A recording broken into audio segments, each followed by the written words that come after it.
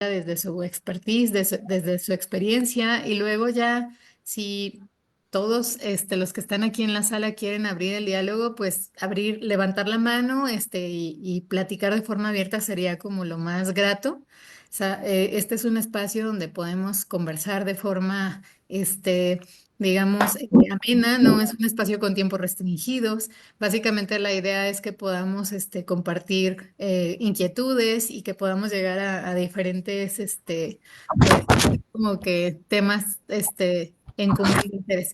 Pues bueno, les voy a presentar un poquito de la historia de nuestra invitada para que la conozcan brevemente, porque van a ver conforme a lo que ella nos vaya platicando, la van a ir conociendo un poco más. Pero bueno, les leo un poquito de su reseña para que la aprovechen al máximo. Bueno, como les decía, bueno, aquí tenemos, bueno, ella, a Lourdes Penados. Ella es antropóloga forense desde 1998. Se especializa en la búsqueda e identificación de desaparecidos. Inició en Guatemala investigando violaciones de derechos humanos durante el conflicto armado, trabajando en equipos forense clave. Su formación incluye estudios en Guatemala y una maestría en antropología forense en Inglaterra. En el CICR trabaja desde el 2010 y asesoró en conflictos en Irak, los Balcanes y Ucrania, y en la identificación de migrantes fallecidos en Europa.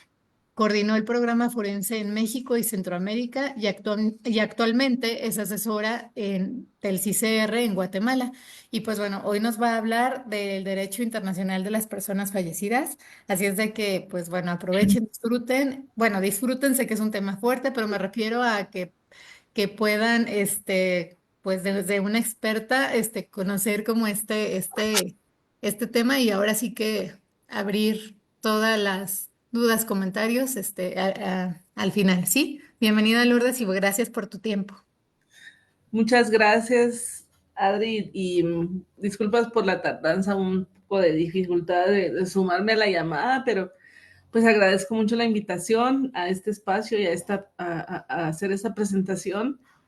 Eh, Como ustedes ya escucharon, yo trabajo para el Comité Internacional de la Cruz Roja. Soy asesora forense, mi corazón está en las ciencias forenses y en la antropología social inicialmente. De formación original soy antropóloga social de la Universidad de San Carlos. Y se le propusieron un par de temas a Adri, entonces escogió este. Y de pronto más adelante podemos hablar del otro, que es un poco también un tema muy apasionante y muy interesante. Eh, Pero bueno, voy a abordar algunos aspectos sobre derecho internacional y las personas fallecidas. Eh, Como forense, pues, que he trabajado desde hace muchos años, creo que las personas fallecidas son la población a la que he dedicado mi carrera, digamos, en este ámbito, y me parece que las personas fallecidas son personas que no están en el imaginario, digamos, de casi nadie, ni de los estados, ni de las autoridades, por temas pues que ya vamos a ver despuesito, es más filosófico eso de por qué. Entonces, si me lo permiten, un poquito de contexto de qué es la Cruz Roja, el Comité Internacional de la Cruz Roja.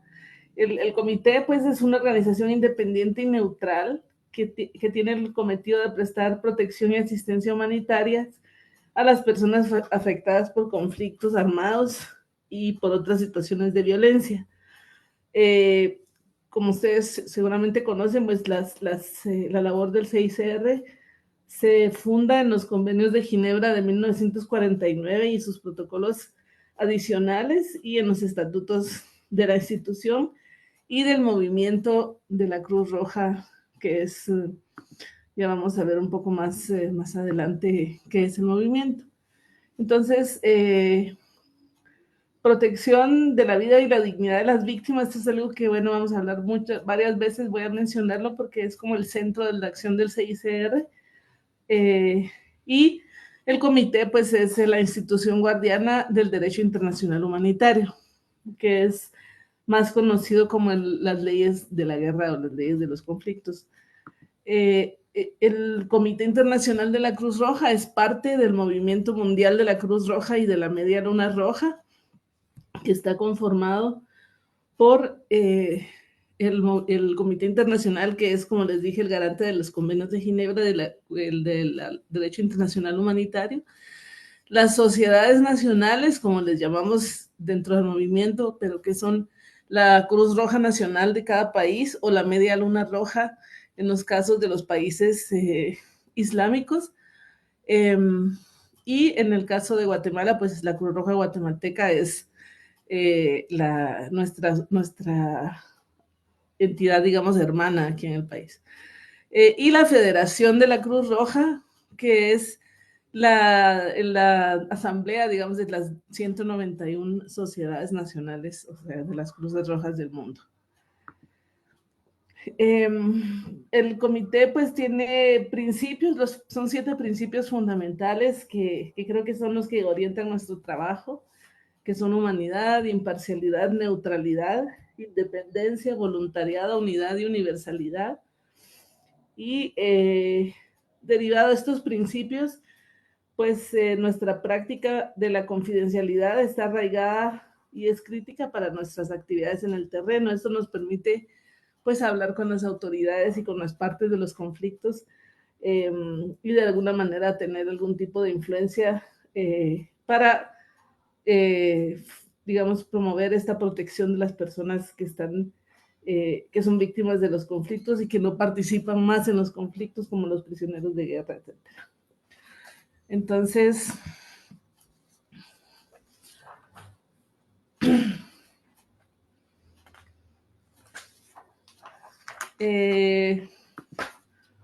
sobre el derecho internacional humanitario, pues vamos a entrar directamente a hablar qué es el derecho internacional humanitario. Me imagino que ustedes pues, también ya lo conocen, ya saben más o menos de qué se trata, pero bueno, el origen del derecho internacional, o DIH, de cariño le decimos DIH, se remonta a las normas dictadas por antiguas civilizaciones y religiones, es decir, no empezó con los convenios de Ginebra, siempre han habido leyes que rigen la guerra, leyes y costumbres que norman los conflictos, pero la codificación de estas normas comenzó en el siglo XIX y el DIH pues es un conjunto de normas que así se aplican los conflictos armados y que por razones de humanidad buscan proteger a las personas que no participan más o que no participaron nunca en las hostilidades. Y también busca restringir los medios de guerra. Entonces, como ustedes ven aquí, pues un resumen de las normativas que conforman el derecho internacional humanitario, los convenios de Ginebra del 1 al 4 y sus protocolos adicionales, el derecho internacional humanitario consuetudinario, que fue básicamente el origen de esto, la Convención de la Haya y sus protocolos, la Convención sobre Armas Bacteriológicas, Convención sobre ciertas armas convencionales y sus 5 protocolos, la Convención sobre Armas Químicas, el Tratado de Ottawa sobre minas antipersonales y el protocolo facultativo de la Convención de Derechos del Niño relativo a la participación de niñez en los conflictos armados. Este es como el cuerpo del DIH. Aquí tengo resaltado los convenios de Ginebra porque al final es como el corazón del trabajo del Comité Internacional de la Cruz Roja y donde vamos a más o menos concentrarnos hoy día.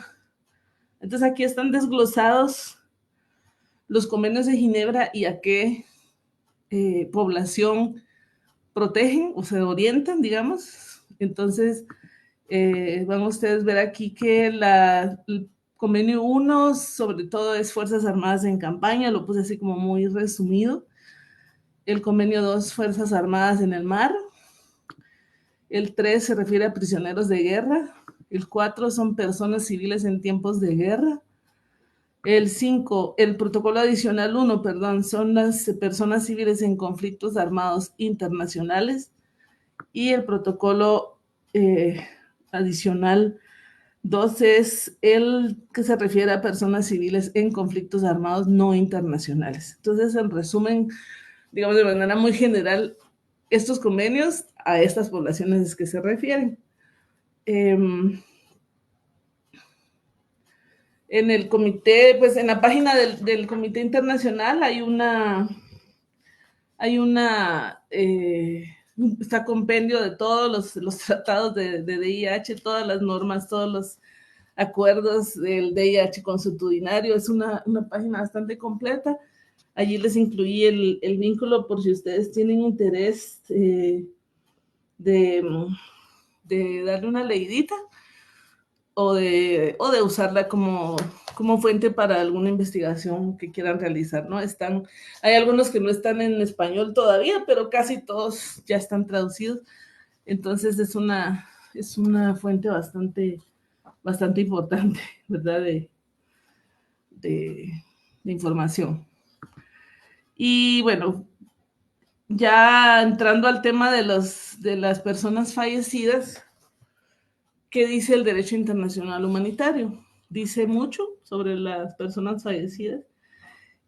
Sobre todo el VIH se enfoca, digamos, los convenios de Ginebra en el trato dispensado a los muertos en tiempos de conflicto armado, ¿verdad? Es un tema que aborda desde el tema de los restos de las personas muertas durante el conflicto como integrantes de las partes en conflicto, así como digamos, los lineamientos que deben seguirse por cada una de las partes para la búsqueda, recuperación y evacuación o traslado, o bien la inhumación o el resguardo de los cuerpos, para evitar que esas personas sean dadas por desaparecidas.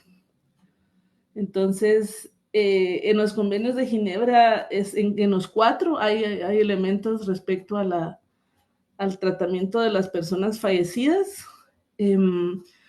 Y estos que ven ustedes en el slide aquí son las grandes temáticas, digamos, que propone el derecho internacional humanitario, o en los que se enfoca. Entonces, el primero es el respeto a las personas fallecidas, ¿verdad? El respeto a las personas fallecidas, es decir, el respeto a sus cuerpos, que los cuerpos sean respetados y protegidos, que no haya despojo, que no haya maltrato, que no haya mutilación. A eso se refiere como un respeto. Y también tener en cuenta las prácticas culturales religiosas, el resguardo digno, es decir, el resguardo ya sea almacenamiento o el entierro o sí, la protección de los cuerpos si no se pueden devolver, porque una de las, digamos, principales elementos que plantea el VIH es que se deben devolver los restos a las partes del conflicto, ¿no? Se debe devolver entre partes, no debe profanarse, no debe ser una búsqueda oportuna para poderlos devolver a la otra parte, y más aún después del cese de las hostilidades, ¿verdad?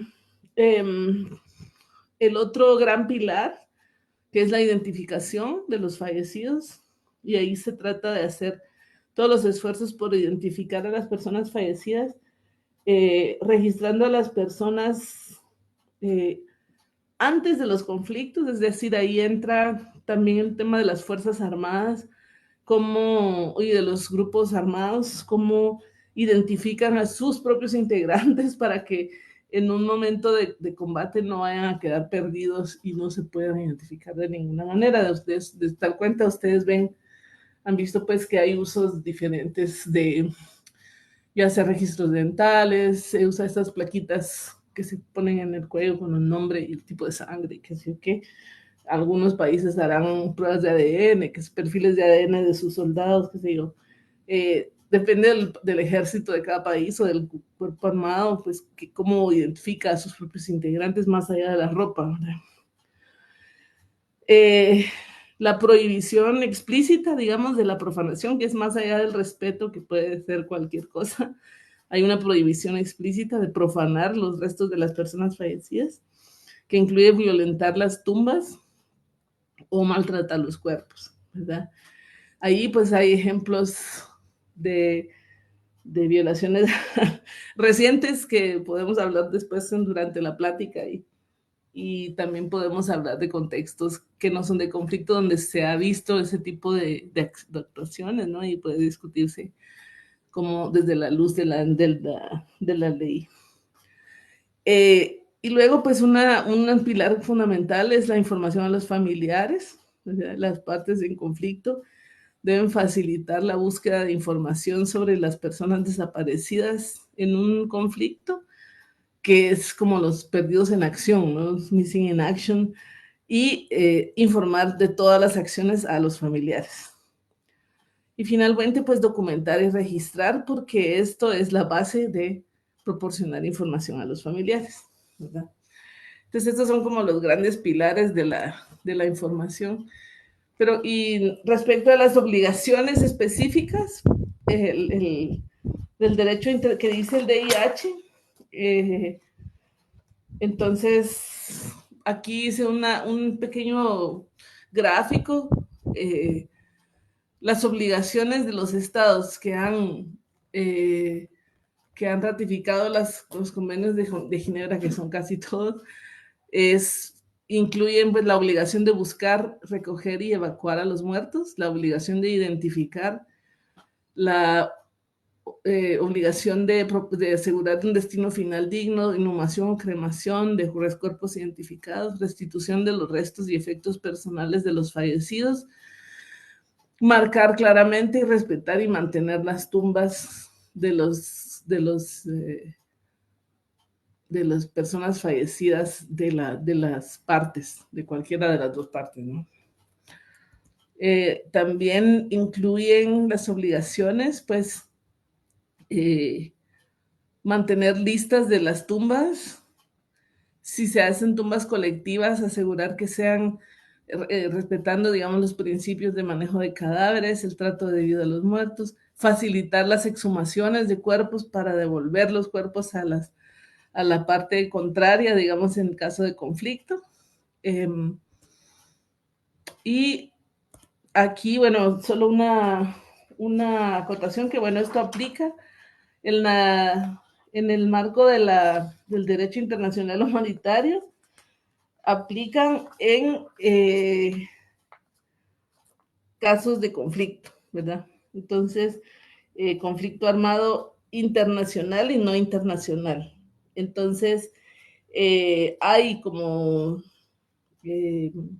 lineamientos, hay artículos específicos respecto a la gestión apropiada de los cuerpos, a la búsqueda, a la protección, a la identificación, ¿verdad? Incluso en los conflictos armados internacionales se imponen algunos requisitos más estrictos, como la obligación de procurar transmitir las actas de defunción o las listas autenticadas de fallecimientos, devolver los restos mortales a la parte que lo solicite, devolver objetos personales a los familiares, remitir documentos importantes, objetos de valor intrínseco,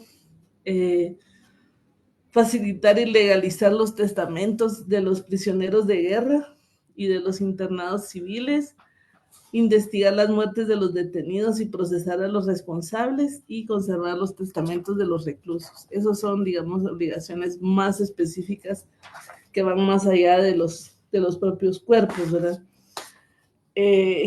Entonces, de aquí ya se desprende lo que, digamos, una de las líneas de trabajo de la unidad forense del comité, que es en la promoción de la gestión adecuada de los cuerpos de personas fallecidas, y que a pesar de que se fundamentan, digamos, en los principios de los convenios del DIH, los convenios de Ginebra y sus protocolos adicionales, estos criterios y estos principios de gestión adecuada de cuerpos aplican en todos los casos, en todos los casos de personas fallecidas, sea cual sea el contexto donde se originan. Entonces eso es lo interesante ahí es donde se empiezan como a cruzar ahí los ámbitos forense y del DIH, y de la acción humanitaria, ¿verdad? Que en este caso es la acción del CICR. Entonces, ¿qué entendemos por gestión adecuada? Entendemos que es que las autoridades, porque al final son las autoridades de los países las que se deben hacer responsables, tengan protocolos, lineamientos, personal, instituciones que se hagan cargo de un tratamiento de los restos, tratamiento adecuado de los restos de las personas fallecidas, que se garantice que hay un examen forense, que se rija, digamos, por lineamientos aceptados internacionalmente, que hayan protocolos de actuación, que haya, se mantengan las cadenas de custodia, que no haya manera de cuestionar las identificaciones, que se registre toda la información con fines de identificación. Eh, Promovemos que la identificación sea un enfoque integral, que no se base solo en un método, sino que tome en cuenta todos los elementos, toda la información respecto a las personas, que sea un retorno, una devolución de los cuerpos a sus seres queridos, que eso sea como el centro de la acción, que se transfiera la información de documentos y objetos, el resguardo digno, de la inhumación respetuosa y el registro y mantenimiento y acceso de fosas. Y todo eso, como ustedes ven, aplica también en los contextos de las ciencias forenses del día a día, ¿verdad? Entonces, tenemos que hablar necesariamente de los derechos internacionales de los derechos humanos porque hay temas de la gestión de personas fallecidas que no necesariamente entran dentro del marco normativo del derecho internacional humanitario. A pesar de que sí se desprenden estos temas del manejo de los cuerpos y la gestión adecuada de los cuerpos, se desprenden desde el punto de vista del CICR y de la acción forense en contextos de humanitarios. De allí, pues hay otras normativas que nos orientan, digamos, al manejo de cadáveres y la gestión de los cuerpos y sobre todo la información a las familias, ¿verdad? Entonces, un poquito hablar sobre el derecho internacional de los derechos humanos y tal vez me avisan si me paso de tiempo, que no tengo. A ver, no, No, tú no vamos te bien. preocupes, el tiempo aquí es libre, es una opinión. Ok.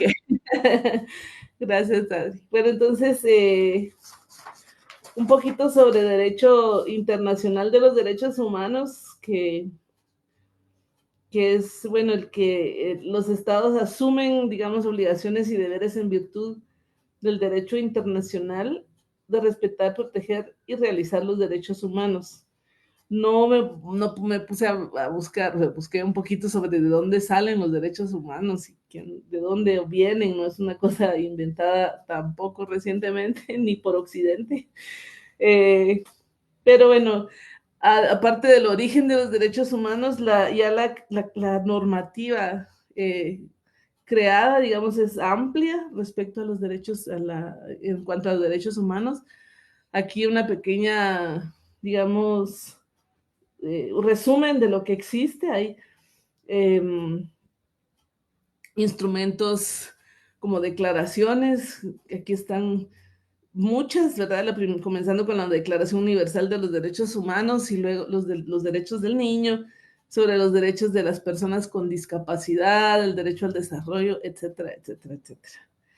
Eh, También hay instrumentos regionales, la Declaración Americana de los Derechos y Deberes del Hombre, de la ASEAN, del Cairo y de los derechos humanos en el Islam, y otros instrumentos como convenciones que también son interesantes. Vamos a ver más adelantito por qué. Convención sobre prevención y castigo del delito de genocidio, Convención Americana sobre Derechos Humanos, Convención Interamericana para prevenir y sancionar la tortura, Convención Interamericana sobre Desaparición Forzada de Personas, el Convenio Europeo para la Prevención de la Tortura y de los Tratos o Penas Inhumanos o Degradantes.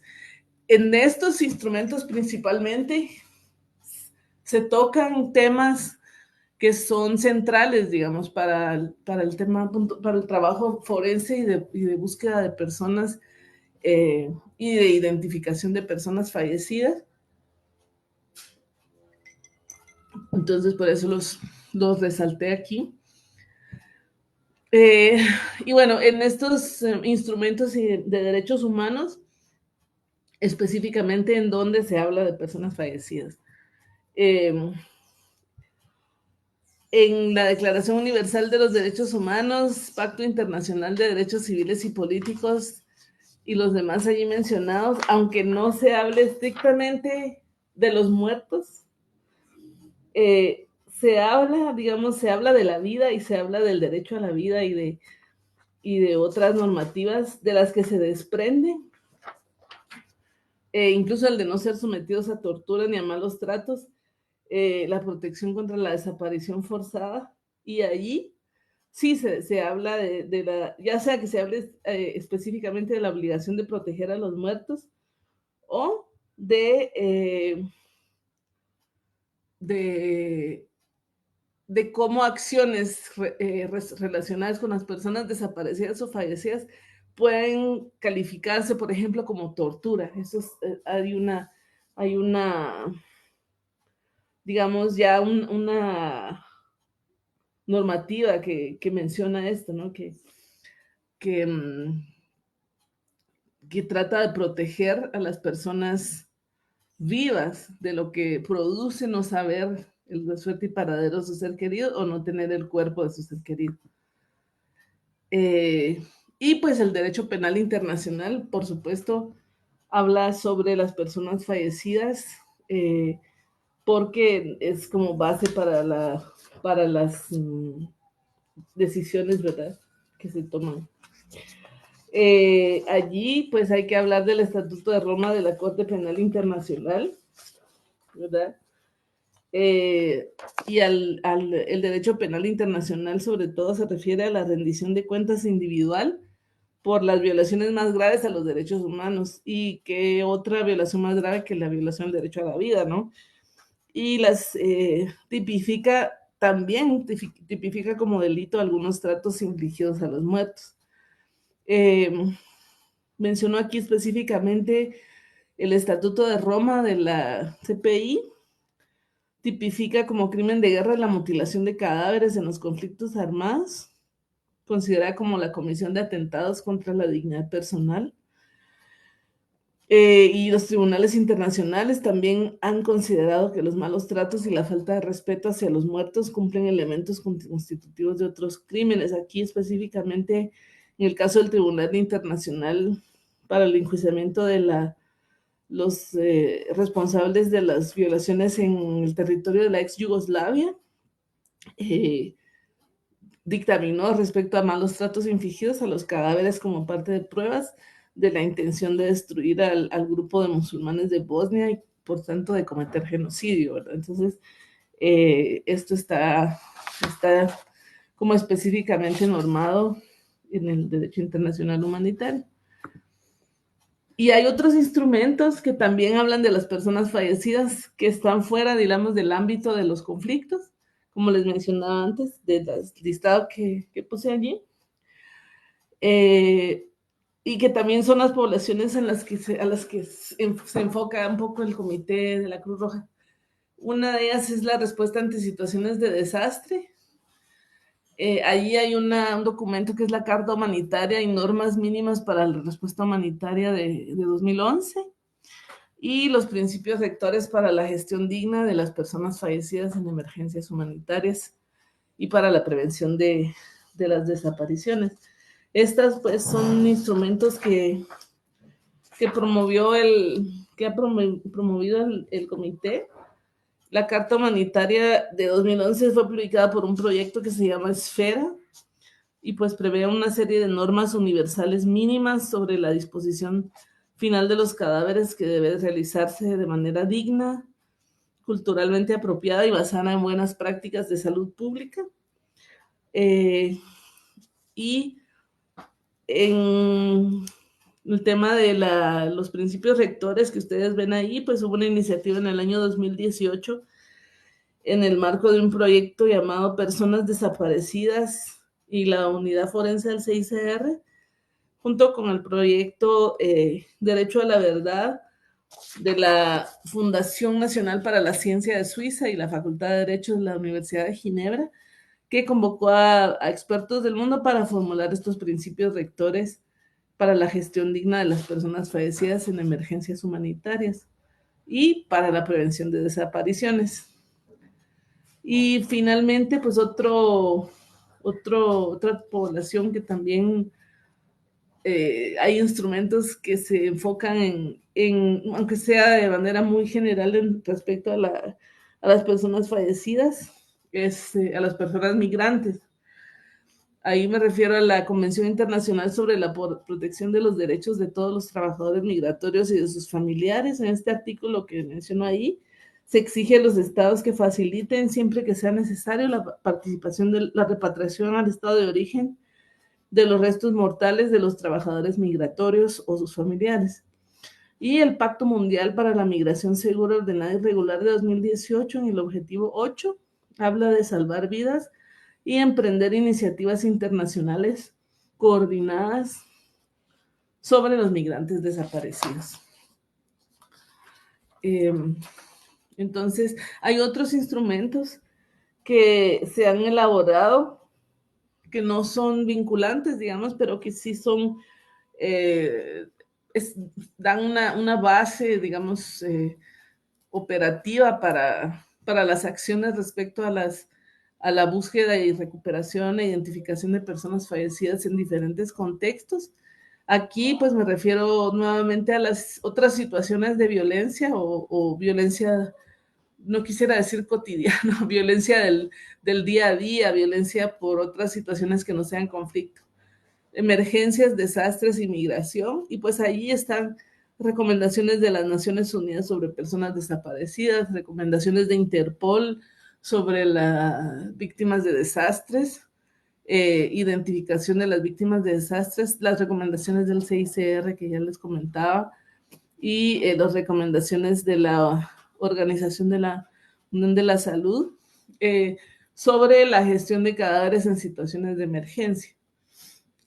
Yo voy a compartirles el documento y ahí hay unos vínculos en los que pueden consultar todos estos documentos que creo que pues vale la pena darle una leidita o por lo menos conocer lo que hay al respecto de las personas fallecidas. Pensamos que no hay mucho, pero hay muchísimo material ser trabajado, mucho el tema, y es la inquietud pues, de los especialistas forenses en muchas partes del mundo, las personas desaparecidas y las personas fallecidas. ¿Por qué las personas desaparecidas?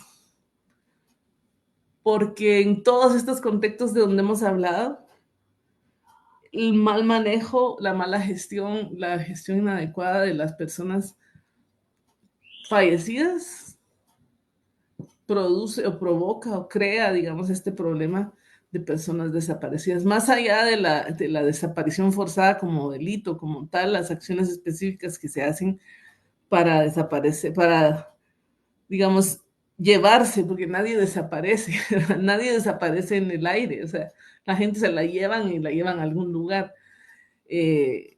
Su paradero desconocido, sí, pero no desaparecieron, o sea, es tal vez una palabra que habría que analizar en otro momento, en otra charla, pero bueno, el tema es que las personas desaparecidas están en el centro de toda esta acción, porque pues en la Convención Internacional para la Protección de todas las personas contra las desapariciones forzadas, allí hay principios que hablan de las personas fallecidas, que hablan de las familias de las personas fallecidas. Hay principios rectores para la búsqueda de estas personas desaparecidas, principios y directrices básicos sobre el derecho de las víctimas y violaciones manifiestas, de las normas de derechos humanos y de IH. Hay principios actualizados de protección y promoción a los derechos humanos. Entonces, digamos, el trabajo que se hace respecto a la búsqueda de personas desaparecidas, que es un resultado de todos estos escenarios que menciono y donde se aplica derecho internacional humanitario, derecho internacional de los derechos humanos, normativa específica sobre poblaciones en movilidad u otro tipo de normas, en el corazón de todas esas acciones están las familias, en el centro, digamos, o deberían estar las familias, porque es las personas fallecidas, digamos, aunque desde un punto de vista legal, estrictamente no tienen derechos, si lo podemos poner así, pero lo que pasa con las personas, con el cuerpo de la fallecido, lo que se le hace al cuerpo, lo que el desaparecer un cuerpo afecta directamente a su familia y es allí donde está digamos, el corazón de la acción humanitaria también. Entonces, en el protocolo adicional de los convenios de Ginebra del 12 de agosto de 1949, que habla sobre la protección de las víctimas de los conflictos armados internacionales, hay un comentario, se hizo un comentario en 1987 que habla específicamente sobre el derecho de las familias a conocer la suerte y paradero de su ser querido. Lo voy a leer aquí lo que dice. Propone este artículo 32 que en la implementación de actividades, las partes firmantes, las partes en conflicto y las organizaciones internacionales humanitarias mencionadas en las convenciones y en el protocolo deben movilizarse principalmente enfocados en el derecho de las familias de conocer la suerte y el paradero de sus familiares.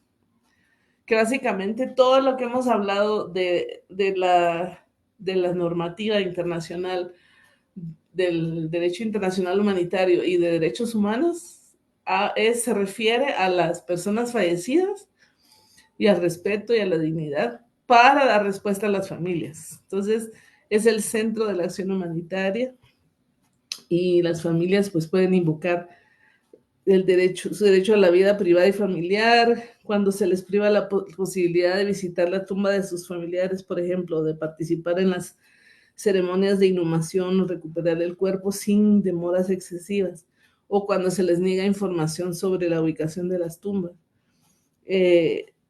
Los tribunales internacionales han determinado que el sufrimiento causado a las familias por el trato dispensado al cadáver de la persona fallecida podría alcanzar el umbral del trato inhumano o degradante, cuando el índole del sufrimiento es diferente a la aflicción o la pena causada por la muerte en sí. Y bueno, hay otros instrumentos que se suman a estos elementos, como los principios y directrices básicos sobre el derecho de las víctimas de violaciones manifiestas de las normas internacionales de derechos humanos, etcétera. Sobre los comentarios generales del Grupo de Trabajo de Desapariciones Forzadas e Involuntarias, el protocolo de Minnesota sobre la investigación de muertes potencialmente ilícitas. En todos estos instrumentos, en el corazón están las familias. Entonces, bueno, yo ya hablando ya más allá de la normativa, una pequeña reflexión quisiera hacer ya para ir casi para ir cerrando, todavía me faltan algunos, sobre la suerte y el paradero, que al final es, digamos, el motor de la búsqueda es determinar la suerte y el paradero de las personas, ¿verdad? La suerte, estado en condición en que se encuentra una persona, es una categoría de que solo puede tener dos respuestas: está viva o está muerta la persona.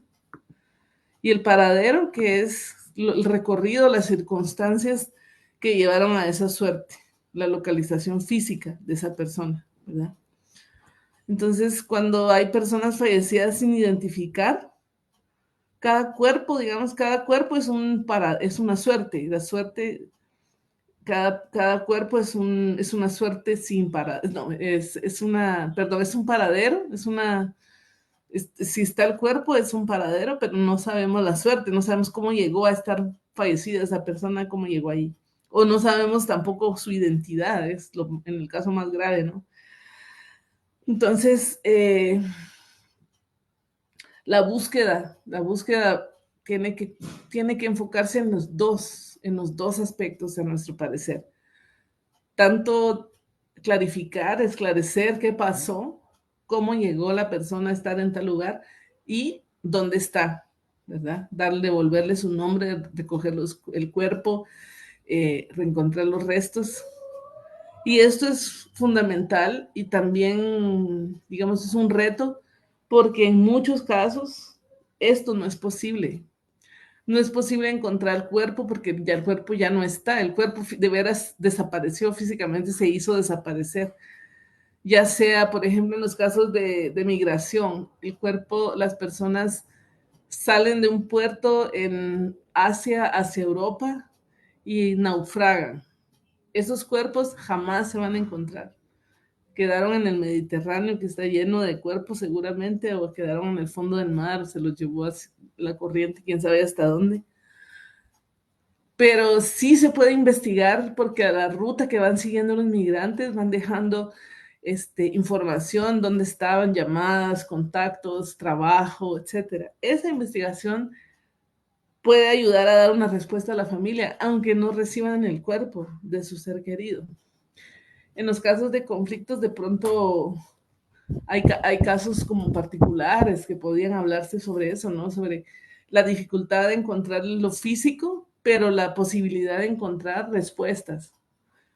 Eh, entonces, el Comité Internacional de la Cruz Roja pues ha promovido desde el 2003, más o menos, eh, usar las ciencias forenses, aplicar las ciencias forenses y sus principios de investigación en actividades humanitarias. Es decir, buscar a las personas desaparecidas no es nada nuevo, no es algo que no hayan hecho policías y agencias de investigación criminal desde siempre, pero la diferencia, el diferente enfoque que hay, primero por cuando es en casos de conflicto, porque son, digamos, el volumen es masivo, ¿verdad?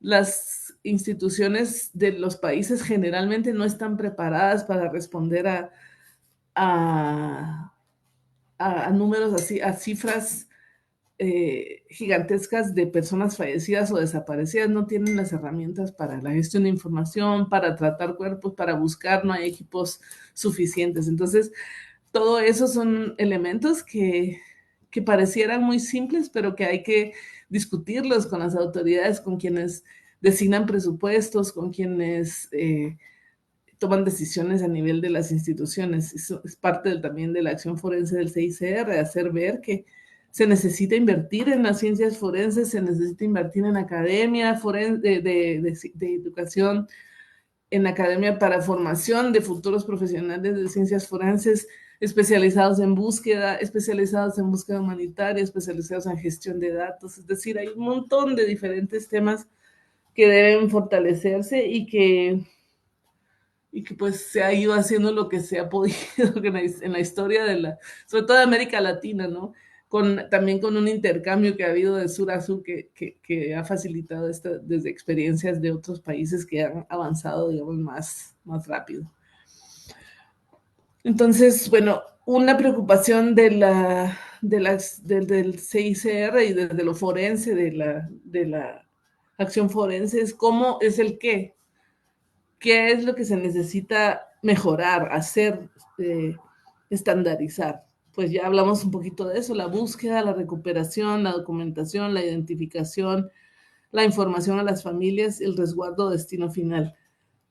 Aunque parezca pues increíble, muchas cosas de estas ni siquiera están consideradas en la acción forense tradicional, digamos, porque no había habido necesidad de desarrollarlo. Pero la necesidad nos ha ido empujando a que sí, aunque no sean contextos de conflicto. Y el quién, pues el quién es, aquí hay una lista que no es ¿cómo se dice? No es completa, y es apenas los que se me ocurrieron, porque están pues las instituciones de investigación, me refiero ahí de investigación judicial, policial, etcétera, el sistema de salud, los institutos o centros de ciencias forenses, los registros nacionales de personas, los registros estadísticos, los cementerios, las Fuerzas Armadas y las Fuerzas de Seguridad. Todas esas instituciones tienen que ver en su momento con la gestión de cadáveres en diferentes contextos, sea conflicto, sea violencia, sea migración, sean emergencias. Todas esas instituciones tienen algo que hacer o algo que decir o algo que ver. Y la idea es promover que se desarrollen las capacidades antes de que sea el momento de la crisis, ¿no? Antes de que se explote el volcán de fuego aquí y hayan 300 muertos, nadie sabe qué hacer con ellos. Ya se discutió cómo se va a abordar, quién va a hacer qué, dónde se van a llevar esos cuerpos, dónde se van a resguardar, quién va a atender a las familias. Me faltaron ahí me faltó la Cruz Roja. Soy mala hija del movimiento. eh,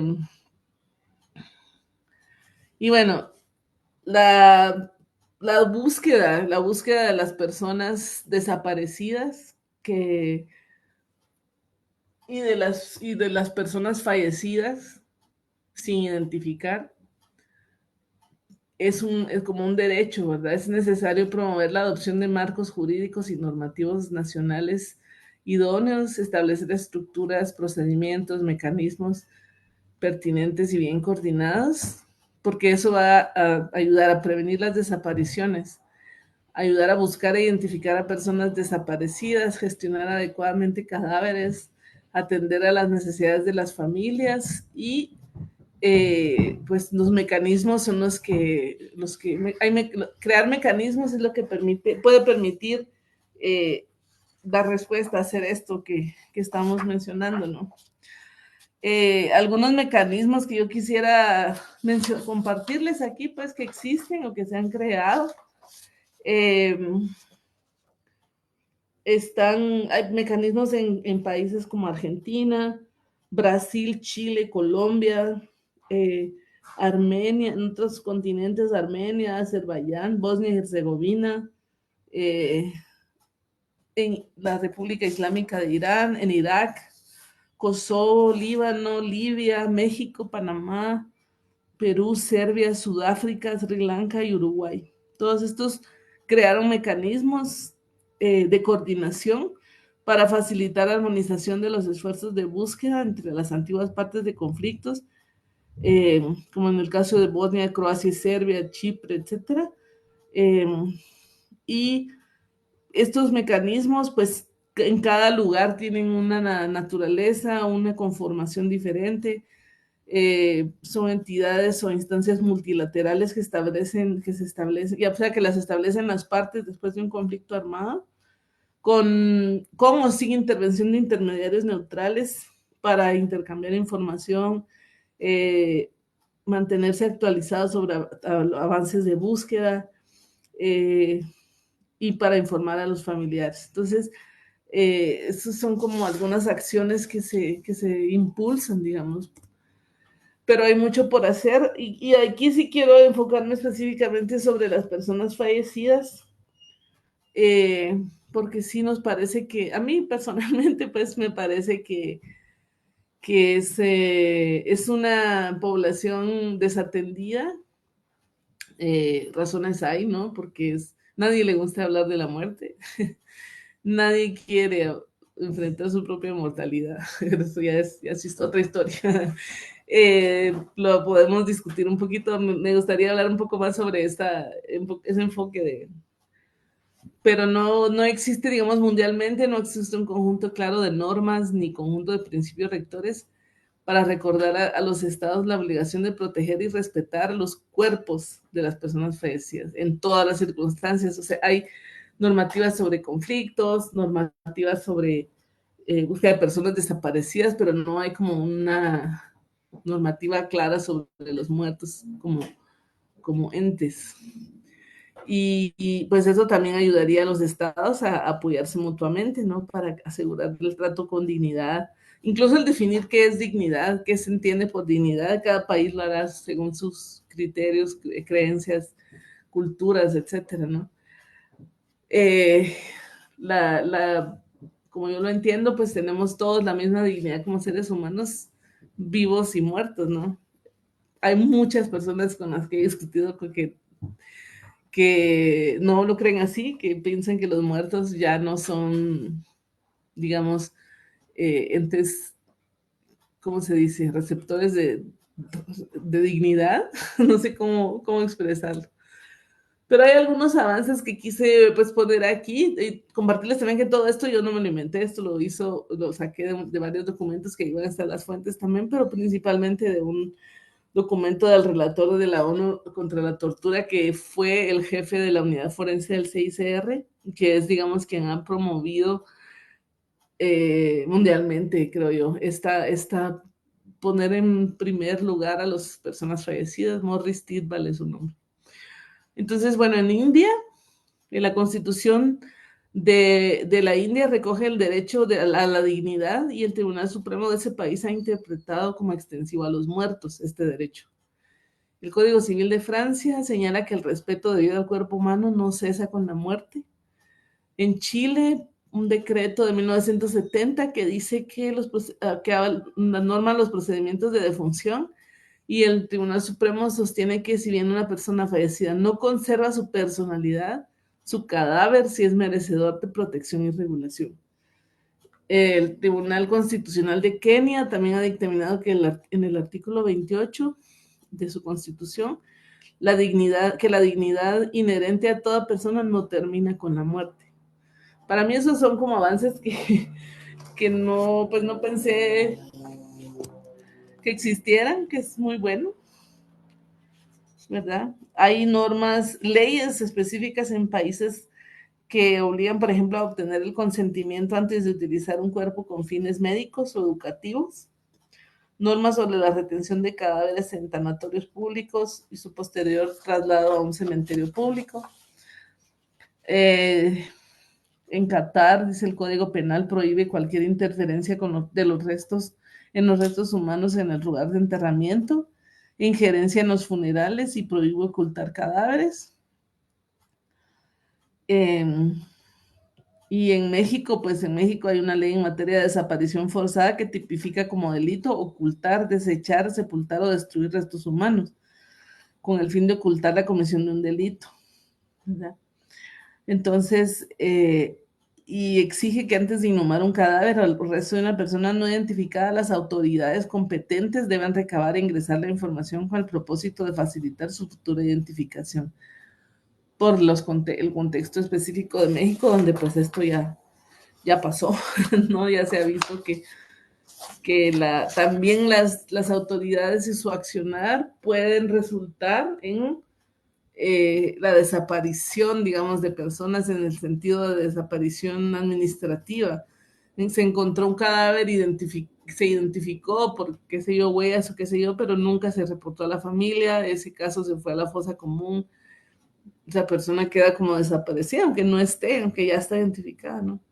Entonces son prácticas que hay que ir trabajando y quitando eliminando, ¿no? Entonces, aquí pues algunas de las fuentes que usé, sobre todo este reporte del relator sobre las ejecuciones extrajudiciales sumarias arbitrarias, y también un documento donde está recogido el tema del derecho internacional humanitario, que es del CICR. Todos están en línea. Y pues no sé si se darían cuenta ustedes que a mí la muerte me apasiona. Es un tema que me apasiona, la muerte y los muertos. No desde un punto de vista, pues es un punto de vista de la comprensión de por qué tanta dificultad, por qué tan difícil normar, por qué es tan fácil que hayan prácticas de poco dignas, haya maltrato, que no se respete, digamos, a la persona fallecida, y cómo no se hace ese vínculo entre una persona fallecida sin identificar es un desaparecido, y un desaparecido significa una familia que está sufriendo y que nunca va a tener respuestas si no se empiezan a tener acciones que no son solo acciones desde el punto de vista forense, no son solo acciones de los forenses, son acciones de diferentes instituciones del Estado, de instituciones internacionales, de las propias familias, y cómo enfrentan pues la búsqueda y la desaparición. Eso. Y pues bueno, muchas gracias por su atención. Estoy a sus órdenes. Ahí están mis datos. Cualquier consulta, información o plática, memes, poemas que quieran compartir conmigo. Estoy a sus órdenes. Voy a dejar de compartir para que podamos pues platicar un poquito. No sé cómo lo ven, cómo vieron la presentación, si quieren ahondar en algo más o si iba muy rápido, no sé. No, súper bien. Bueno, no sé, todos los demás que yo creo que están pues también interesados y constantes, por eso también se conectan, yo creo, para aprender y saber más y conocer perspectivas, ¿verdad? Bueno, acá, bueno, quiero pensar que hay gente como de diferentes lugares. Y tú sabes que en México, pues culturalmente la muerte es un tema como referente en muchos sentidos, hasta en prácticas, pues fiestas y demás. Sin embargo, le tenemos miedo, yo creo, o es un tema, como tú bien dices, que no se aborda de forma puntual o no lo, o no lo, queremos como abordar de la forma correcta en muchos sentidos, ¿no? O sea, de pronto, esto que decías de las personas fallecidas, me preguntaba también, por ejemplo, pues se habla del derecho como tal de saber de qué pasa con estas personas, hacia dónde van, o si están identificadas y me las puedo llevar, no sé. Pero pienso, por Ujú, ejemplo, cuando fallecen, eh, pues muchos adultos y los que se quedan, son niños. ¿Qué pasa con esos niños que de pronto se quedan sin padres y que no pueden saber qué pasó con sus papás o ya ujú, simplemente su vida se transforma, ¿no? O sea, pienso porque si a un adulto nos pasa y es traumático que alguien desaparezca, como tú decías que no desaparece, pero que de pronto a lo mejor ya no sabes de esa persona ujú, ujú, y a lo mejor investigas o tienes como alguna posibilidad. ¿Qué pasa, o sea, con estos derechos para las infancias de poder luego saber sobre sus padres desaparecidos, fallecidos más que otra cosa, porque cuando son fallecidos quiero pensar que están ubicados, ¿no? Y que están de alguna ujú, forma reconocidos, por decir algo. ujú. ¿Qué pasa ahí? Sí, bueno, me imagino que también hay un derecho como tal, ¿no? Específicamente allí bueno, debería entrar en el tema de la información a la familia, ¿no? A los Ujú, seres queridos y a las acciones. Por eso es que es súper importante, mmm, desde mi punto de vista, que todas las acciones respecto a las personas fallecidas no, es decir, las acciones en este tema no se centren solamente en la acción forense, ¿verdad? Porque hay muchas instituciones que deben actuar o tener protocolos de actuación cuando hay este tipo de casos. Por ejemplo, en este caso ese caso que tú planteas, como si fallecen los papás y quedan los niños sin nadie, ¿no? O sea, debe haber una entidad social que se haga cargo de saber que esas personas tenían hijos, que los hijos se quedaron solos, qué va a pasar con esos hijos, de buscarse alguna familia y después, si no, ubicarlos, no sé, atender también, que eso es algo que no toqué, porque es otro tema que no es mi especialidad, pero el tema del duelo, ¿no? Del ujú. duelo, de hablar de los muertos, eh, porque por ejemplo, en Guatemala, que ha habido tantas acciones de búsqueda de personas fallecidas durante el conflicto, de víctimas de masacres y de víctimas de también de situaciones ¿cómo se llama? La gente que estuvo refugiada en la montaña durante las poblaciones en resistencia, ¿no? Eh, que digamos, la búsqueda de los cuerpos y la recuperación de los cuerpos y la identificación, todo eso ha sido acompañado desde la sociedad civil, desde organizaciones de la sociedad civil, no ha sido programas del Estado para acompañar, digamos, desde lo psicosocial. Aquí se ha hecho muchísimo desde ONGs, organizaciones que han acompañado a familias y han desarrollado instrumentos para el acompañamiento psicosocial, digamos, de las personas, de las víctimas y de sus familias, pero eh, las respuestas del Estado son mínimas, ¿verdad? Y digamos, no ha habido cómo nutrir sin que se burocratice, digamos, estos programas, que es un reto, ¿verdad? Porque Ujú. por eso yo creo que hay resistencia de las organizaciones de trabajar a veces con el Estado, porque una vez entra la máquina burocrática se vuelve una cosa de formularios y de citas y de qué sé yo qué, que no se sabe si va a ser tan efectivo como la cosa que viene de base, ¿no? Desde la base. Y de la misma manera, pues yo creo que la búsqueda de las personas, la búsqueda de personas fallecidas y desaparecidas, también hay una riqueza enorme de las organizaciones, ¿no? Que todo este tema de los mecanismos, de cómo buscar, de cómo documentar, es algo que hay que rescatar y hay que rescatar para generaciones futuras, ¿no? Ojalá no lo necesiten, ojalá esa fuera la realidad, que no lo Ojalá. necesitaran, ¿verdad? Pero pues tristemente los humanos somos humanos. No quiere decir una cosa buena. Nos autodestruiremos, ¿no? Como en Misión Imposible. Sí. Autodestruiremos en no sé cuántos minutos. Mm. Bueno, Alejandro Terrazas tiene la mano levantada. ¿Quisieras abrir tu micrófono? Voy a cerrar el mío para no. Ujú.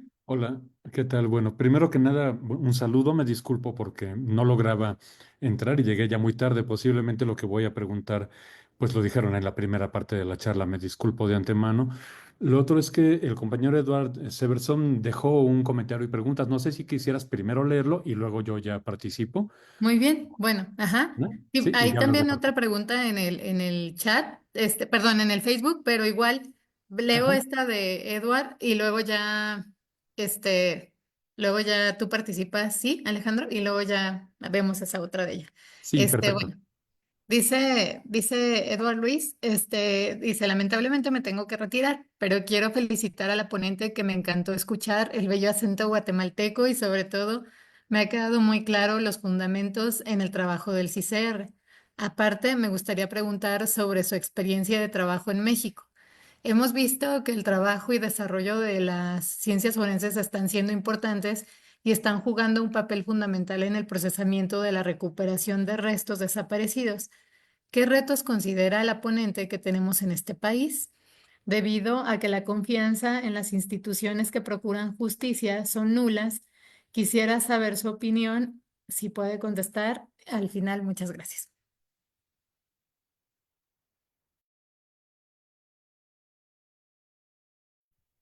Tienes el micrófono apagado, chiquilla, pero Bien, bien facilita su pregunta, le digo. ya que resuelvas toda la problemática Bien que... sencillita. No, bueno, la verdad es que la experiencia en México fue sumamente enriquecedora. Este, para el comité es un reto porque nuestras capacidades tampoco son tan grandes, no tenemos tantísima posibilidad de cubrir todo el país, de llegar a todo el país.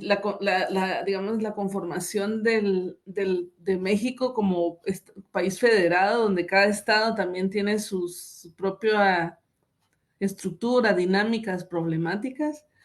Eh, Todos son retos adicionales a esto que ya planteé de la búsqueda, de la identificación. O sea, encima tenemos, no hay centralización, poco intercambio de información entre estados, por ejemplo. Esa era una de las cosas que múltiples actores participando sin una, digamos, estandarización de la práctica forense, incluso de la práctica de la búsqueda. Habían esfuerzos en su momento en la Comisión Nacional de Búsqueda, algunas comisiones locales de búsqueda, Centro de Identificación de Coahuila, haciendo un trabajo muy, muy interesante de hacer protocolos, de involucrar a las familias, de que las familias participen, pero no tengan ellas la carga, digamos, de la búsqueda, como ha sido la práctica en toda América Latina, porque ahí no es solo, allá, digamos, es muy visible porque las madres buscadoras incluso han ido a excavar, que no había sido el caso en otros países, pero el peso de la búsqueda, que implica recoger la información de la persona desaparecida, todos sus documentos, sus certificaciones, todo eso debería ser el trabajo de las autoridades, ¿no? Si yo reporto a una persona desaparecida, inmediatamente se activa acciones que incluyan eso, probar que la persona vivió, sus documentos, todo, porque eso las autoridades lo tienen, son ellas las que deberían hacer. Pero en toda América Latina, históricamente han sido las familias las que cargan ese peso, ¿no? Y encima tienen que llevar información sobre dónde creen que está su ser querido, ¿verdad? ¿Dónde buscar? Todos esos retos, sí, esos, bueno, en su momento se hablaron ahí en México y digamos, hay iniciativas sobre todo el papel que se le ha dado a las madres buscadoras y cómo el acompañarlas para que no tengan esa carga, no se, digamos, no se cometan errores, ¿por qué no decirlo de esa manera, ¿no? En el momento de buscar, que puedan tener un impacto negativo en el momento de identificar si es que se encuentran cuerpos, ¿verdad? Que es el reto más grande, entre otros, entre otros retos. Pero sí, la gestión de información, que también hay iniciativas a nivel federal, ¿verdad? De descentralizar, pero no alcanzan a todos los estados. Tal vez habría que priorizar como los estados que tienen más casos y allí enfocar todos los esfuerzos. Y después ir bajando a otros estados donde la situación no es tan grave. Eso. Uh-huh. Y también hay tipologías de casos, ¿no? Que de pronto decías, bueno, que en México también, híjole, tristemente, aparte de diversidad metodológica, podría decirse, también hay diversidad de, pues bueno, de contextos, digamos, ambientales y también de Uh-huh. diversidad, cultural, que vemos que, por ejemplo, no es lo mismo.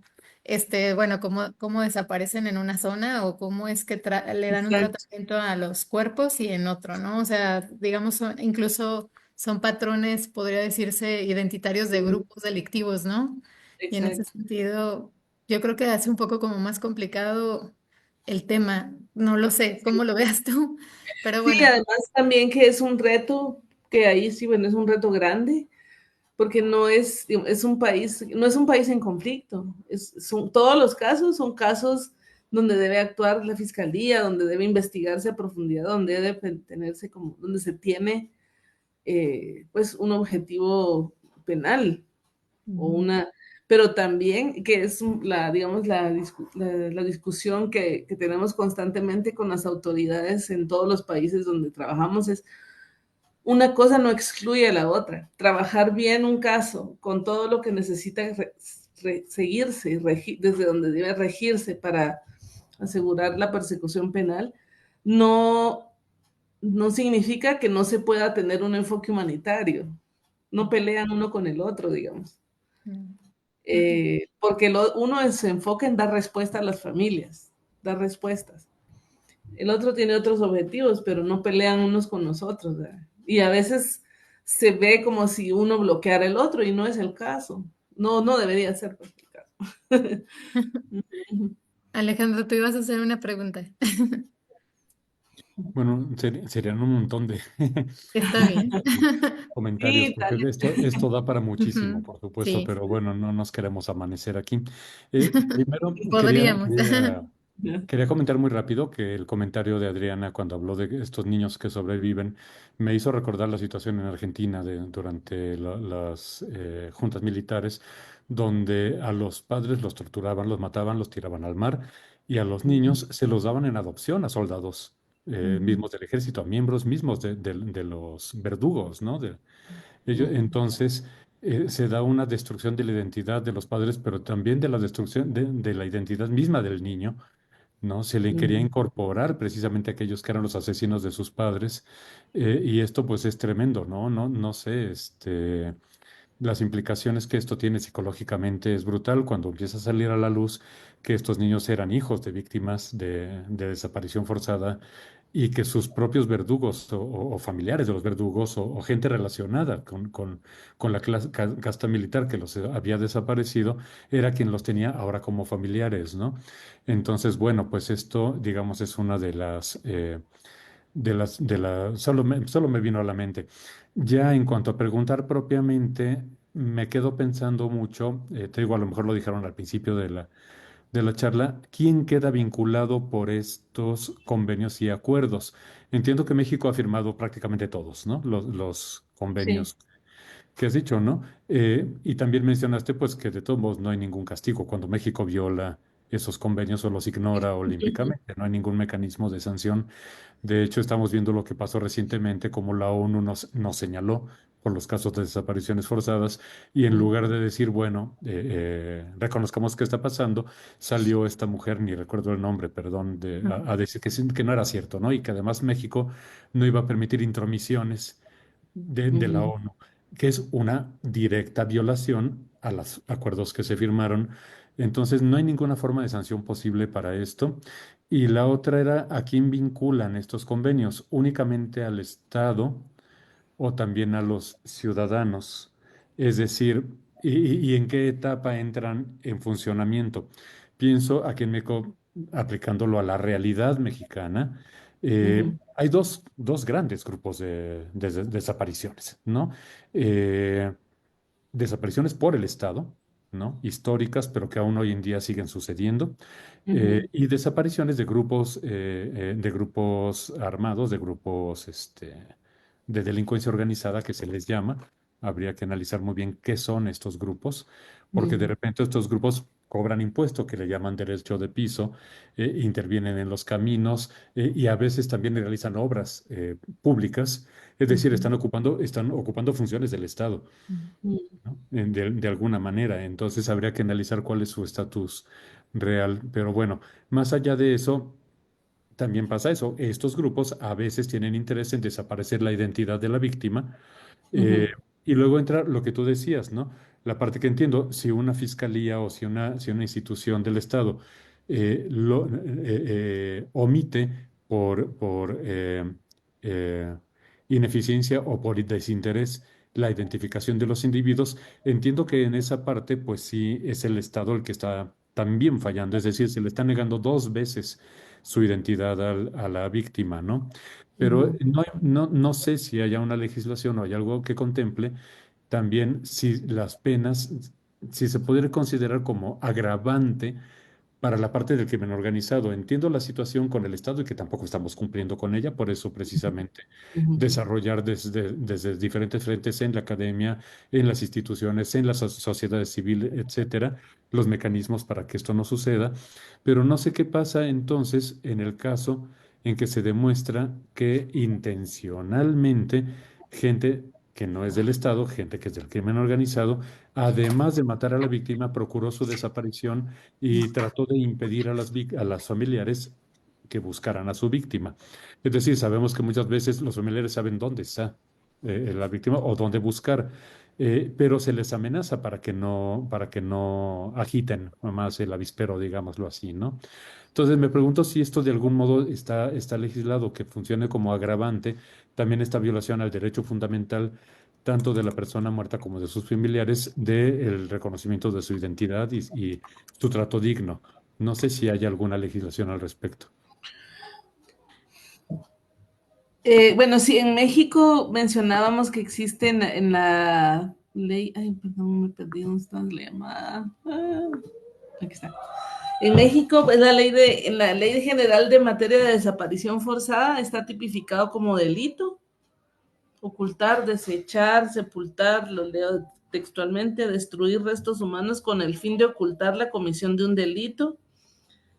Y también, que esto es muy interesante, exige que antes de inhumar un cadáver o resto de una persona no identificada, las autoridades competentes deben recabar e ingresar la información con el propósito de facilitar su futura identificación y garantizar el manejo digno. O sea, hay en las dos vías que tú mencionas específicamente, digamos, legislación. Lo que no sé, que desconozco, es si esto ya tiene como las consecuencias. El violar esta ley, ¿cuál es la consecuencia? ¿Verdad? Esta no lo sé, pero sí, México tiene esa legislación. En muchos países hay, digamos, leyes respecto a la profanación de los cuerpos, que son como delitos que no son graves, no son consideradas graves, ¿verdad? Incluso aquí, bueno, aquí hace poco hubo un caso que justamente trajo este tema a la mesa de una persona, de un médico, de un cirujano plástico que la mujer falleció en el procedimiento estético y él por razones misteriosas que nadie entiende por qué lo hizo así, es en lugar de reportar que se murió en el procedimiento, lo que hicieron fue una persona se puso la ropa y salió como si había salido de la clínica y fue hasta que su familiar la reportó como desaparecida que se empezó a investigar y resultó que el médico, la persona falleció en el procedimiento, no fue un crimen pues, pero el crimen fue que la descuartizaron el cuerpo para ocultarlo. Y entonces ahorita está aquí en Guatemala una polémica porque le han dado una condena muy cortita, es casi simbólica, porque el delito que están persiguiendo es esa, ¿no? Es el maltrato al cuerpo que no tiene mucho sentido. Moralmente se ve como no puede ser que estemos así, que eso pase, pero pasa, ¿no? Así es como lo... Entonces, sí, digamos, por eso es que en la plática se hablaba, bueno, aparte del derecho internacional humanitario, que voy a hablar después de la parte primera de tu pregunta o de tu comentario, no existe a nivel de todos los países criterios respecto a los cadáveres, a las personas fallecidas, al trato digno, al resguardo, a la identificación incluso. Eh, entonces son cosas en las que hay que trabajar, ¿verdad? En las que se tiene que seguir trabajando. Y en cuanto a la normativa, el derecho internacional humanitario, sí, lamentablemente, pues no es, el derecho internacional humanitario no es vinculante en términos de nadie persigue, nadie castiga. La Corte Penal Internacional sí, ¿verdad? La Corte Penal Internacional sí, y ahí están, pues, principios del derecho internacional. Ahí es donde se persiguen esas violaciones, ¿no? Por lo menos hay un ente que esa es su tarea, ¿verdad? Titánica, porque sí. Y también los tribunales específicos que se han creado después de conflictos, como el Tribunal Especial para la antigua Yugoslavia y etcétera, Ruanda y todos estos, ¿no? Pero sí, ya son temas de política global que es como otra presentación que podría ser otro Otra experto. discusión. Ujú. Sí. Uh-huh. Pues, pues en eso de, Gracias, pero muchas gracias. gracias, Y gracias uso también Alejandro, Alejandro ¿verdad? por tu comentario y bueno, por generar también pregunta, digo, plática, porque también la idea es como, seguramente muchos tenemos como dudas o cosas que a lo mejor no entendemos del todo, que pudieran ser como hasta muy obvias pareciera, o sea, como esto que dices, o sea, ¿por qué la gente al morirse alguien no lo reporta o no es, o por qué antes, por ejemplo, bueno, creo que hasta las formas en cómo se trata, como tú dices, el cuerpo en una actividad delictiva ha cambiado muchísimo. Yo recuerdo que cuando yo empecé a trabajar en forense, muchos de bueno, de los contextos que uno veía eran mayormente fosas y había como cierto tratamiento donde se les ponían, bueno, la gente, el ocultamiento bastaba con taparlos o ponerles algún tipo como de material como para que se conservaran, les ponían cal para que no olieran, no lo sé. Y ahora de pronto, como dice Alejandro, pareciera que lo que se busca es como terminar con todo aquello que pudiera permitir la identificación, que bueno, que es un delito, que es doble delito, ¿no? O sea, es pues el asesinato, pero también es quitarle la identidad a esta persona y la posibilidad a la familia, bueno, de encontrarlo porque ya limitan muchísimo las posibilidades, ¿no? O sea, si bien yo creo que esto ha impulsado también el desarrollo de otras disciplinas y la colaboración multidisciplinar, o sea, de multidisciplinar de otras perspectivas como, no sé, pues la genética, o sea, análisis más profundos para poder rastrear aquello que ya queda muy bajo, pero aún así hay restos que ya no pueden, o sea, que ya no logras, pues una identificación completa, ¿no? Y entonces lo que haces, como tú decías, bueno, a lo más que se puede es, pues resguardar por un tiempo ciertos, o sea, estos materiales, pero realmente volverlos con una familia lo hace imposible, ¿no? ¿Y qué pasa con esos restos que de pronto no tienen un nombre o no tienen una identidad como tal? Que también de esos están llenos, pues, los emefos, ¿no? Sí, de ahí era Tristemente. un poco esta, digamos, esta reflexión sobre la suerte y paradero, ¿verdad? Porque Ujú, si la investigación de veras fuera, digamos, integral y que involucrara múltiples instituciones también y un abordaje no solo centrado en encontrar el cuerpo y ujú, entender qué le pasó al cuerpo, sino en todo el qué le pasó a la persona, todo su contexto hasta sociocultural de la persona, que puede darnos respuestas de a dónde terminó. Tal vez se podría dar una respuesta a la familia. En los casos, digamos, en México son casos tan complejos, pero casos, por ejemplo, de migrantes desaparecidos, personas migrantes desaparecidas en la ruta migratoria. Allí, incluso aquí en México, ese era uno de los temas principales, ¿no? El tema de la migración regional, ujú, desde un punto de vista regional, perdón. Entonces, allí es reconstruir la ruta que siguió la persona fallecida, la persona que se está buscando. O sea, su último contacto fue en, qué sé yo, Nuevo León, digamos. Irse para atrás, como de dónde llamó, antes de eso, dónde llamó, y como un poco ir, pues, quién iba con esa persona, con quién viajó, sabemos algo más sobre. De pronto así es como un rompecabezas, se va armando el destino de esa persona, aunque su cuerpo no se encuentre, ujú, ¿verdad? Ujú. En los casos Claro. de la región de Centroamérica y México, pues de pronto no es tan, no es, es difícil, pero de pronto los cuerpos sí están en alguna parte entre los miles de cuerpos sin identificar en México. En Estados Unidos también que hay cientos de cuerpos sin identificar. sí. De Sí, sí. pronto están ahí. Entonces, de pronto sí se podría de alguna manera dar una respuesta. Pero sí, y el reto también, esos casos, por ejemplo, donde ya no queda nada, usaron, porque se han especializado más que los forenses, Sí. las personas que cometen delitos en encontrar maneras de destruirle toda la evidencia, el uso de ácido, de no sé qué más, o Ujú. sea, Ujú.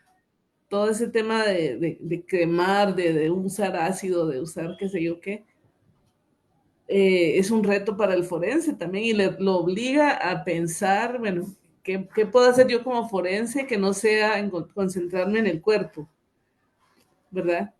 Sí. Entonces es los datos, la información, no sé, hay que ponerse también creativo.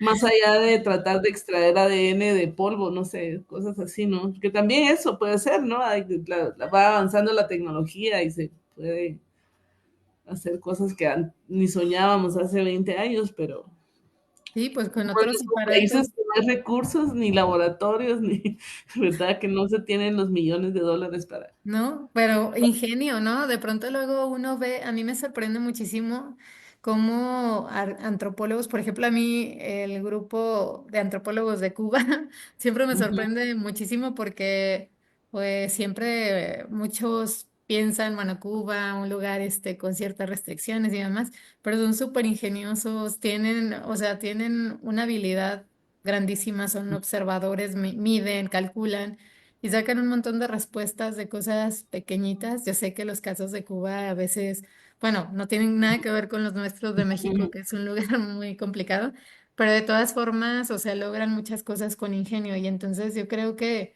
es cierto eso que dices, o sea, sí, ellos, pues bueno, los contextos nos están comiendo, nos están avanzando y nos están retando a adaptarnos, ¿verdad?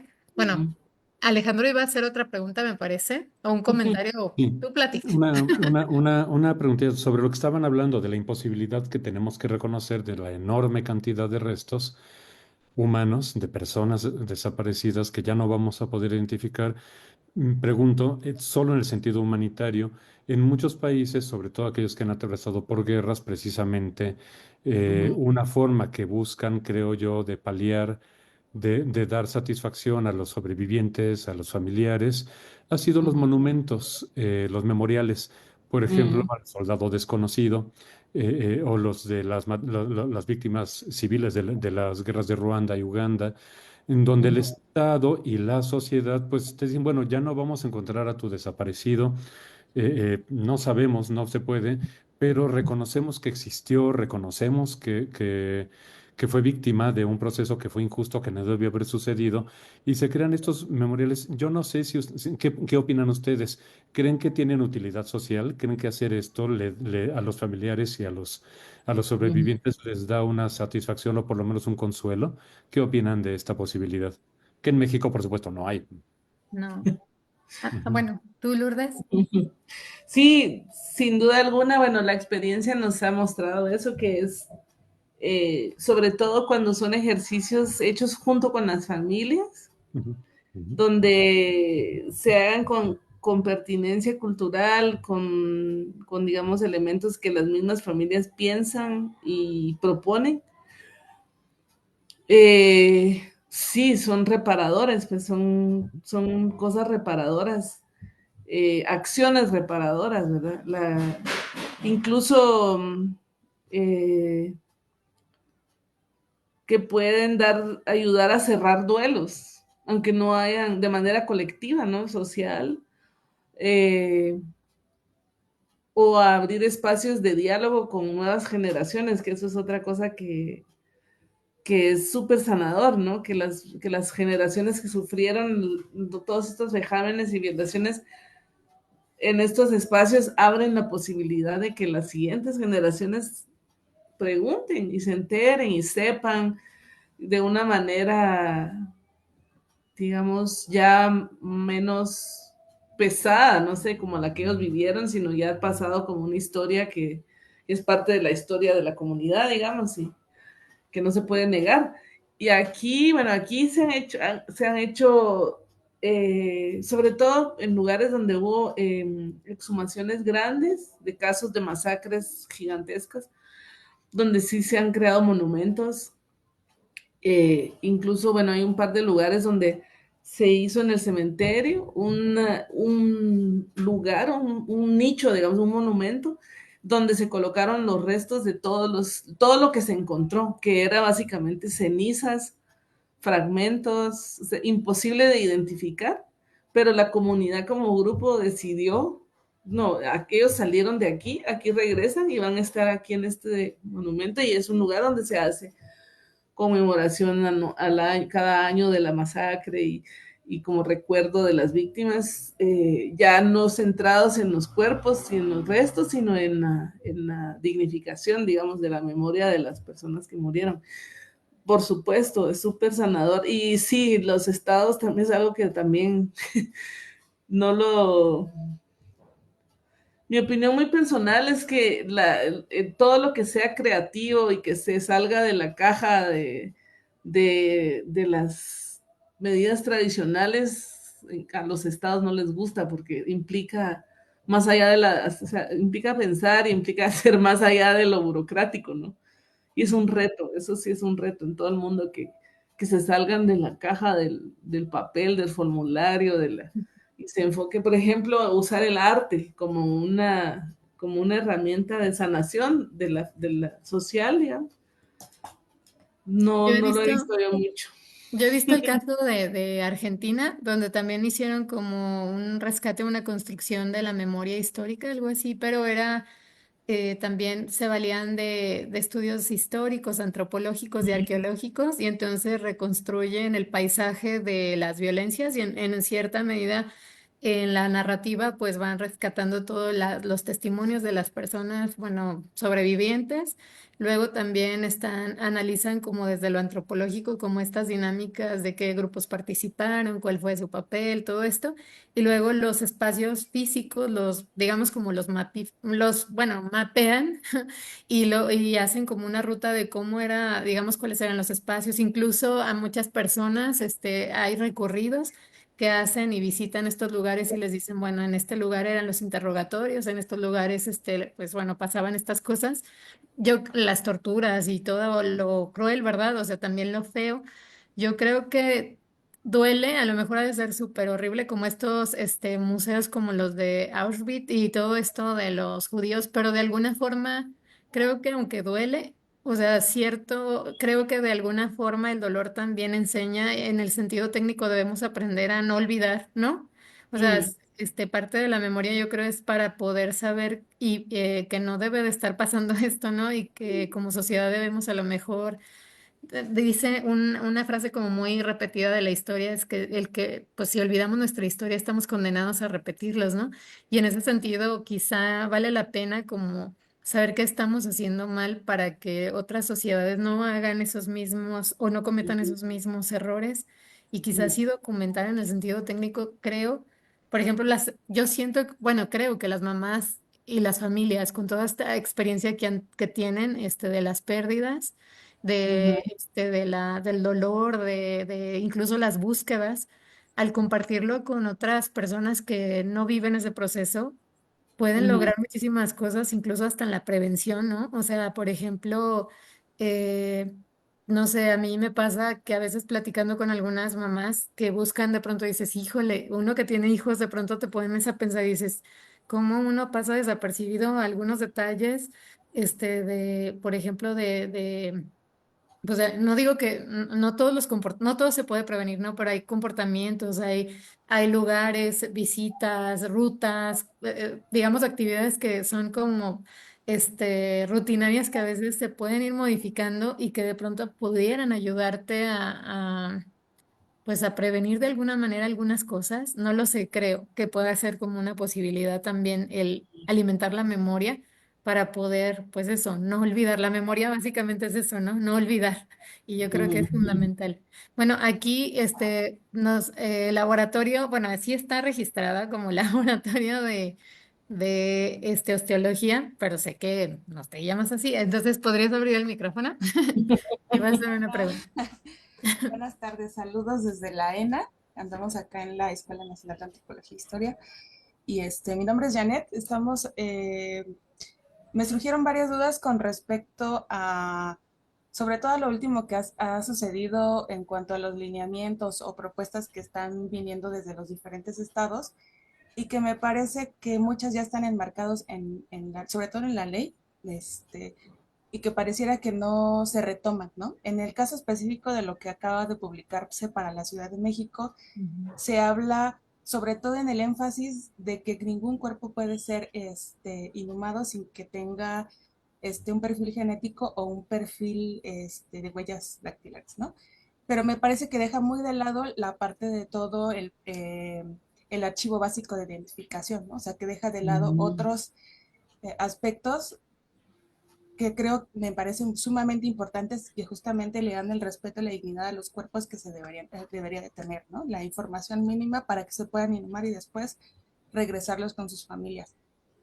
Y el otro aspecto que también me parece que no se ha retomado es todo el tema de donación de cuerpos que sigue sucediendo muy frecuentemente en mm, la Ciudad de México y que también me parece que si la persona no la concedió en vida, no concede ese permiso, cómo es que se toman estas decisiones por parte de las autoridades para seguir enviando estos cuerpos a las universidades, ¿no? Que también me mm. parece que ahí hay una falta de justamente otra vez de la dignidad, del respeto y el tema de que no hay una manera de regresarle esos cuerpos a sus familias o después vemos en las noticias de este tema de que el cuerpo fue encontrado en una universidad, ¿no? Eso para los casos de la Ciudad de México y que seguramente está pasando en otros estados, pero bueno, lo tenemos más cercano porque pues acá lo vivimos en la ciudad, ¿no? Y entonces volvemos a este tema de que siento que se quieren inventar cosas o se quieren sacar cosas cuando ya están, ¿no? En el Ujú. tema de la ley. Entonces, por ahí no sé si haya algún tipo de recomendaciones, porque sé que no se puede intervenir como tal, pero tal vez a partir de la Cruz Roja, tal vez algún, no sé, yo sé que es difícil, pero tal vez así como tratar de hacer un diálogo o tratar de que se puedan atender estos pequeños detalles que a la larga pueden perjudicar el proceso, ¿no? Ujú. Y ya está, muchas gracias.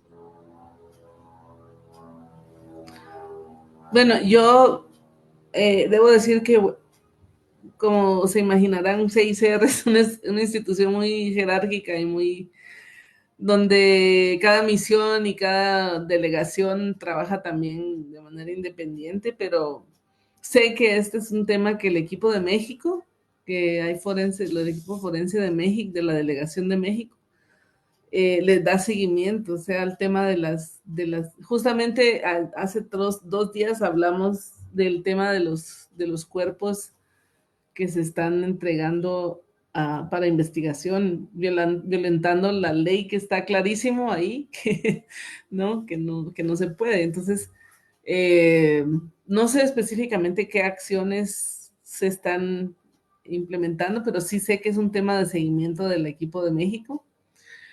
Y lo que puedo hacer es ponerte en contacto con los colegas de allá para que haya haya discusión como directa. No sé si los conocen, me imagino que sí, a Luis y a los demás. Pero si no, con mucho gusto Sí, podemos hacer el vínculo ahí de... sí, sí, sí, sí tenemos contacto con ellas. Ah, Acá el vaya. tema es que tal vez crea una especie de frustración tal vez de parte de nosotros porque vemos que no se avanza o no se atienden las recomendaciones. Tal vez ese es el tema, Sí. ¿no? Y bueno, pues Sí, ya ahí pues bueno, quedamos con la frustración porque claro.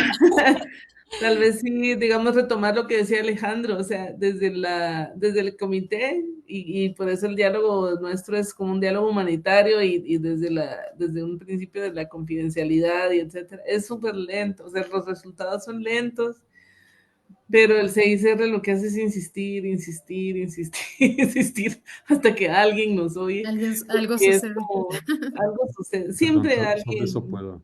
sí, dilo Sí. Alejandro. Pues ahora sí que el comercial, la invitación, la UNAM, la Facultad de Medicina de la UNAM tiene su programa de donación de cuerpos. Es decir, las personas podemos yo ya firmé, yo ya doné mi cuerpo a la investigación.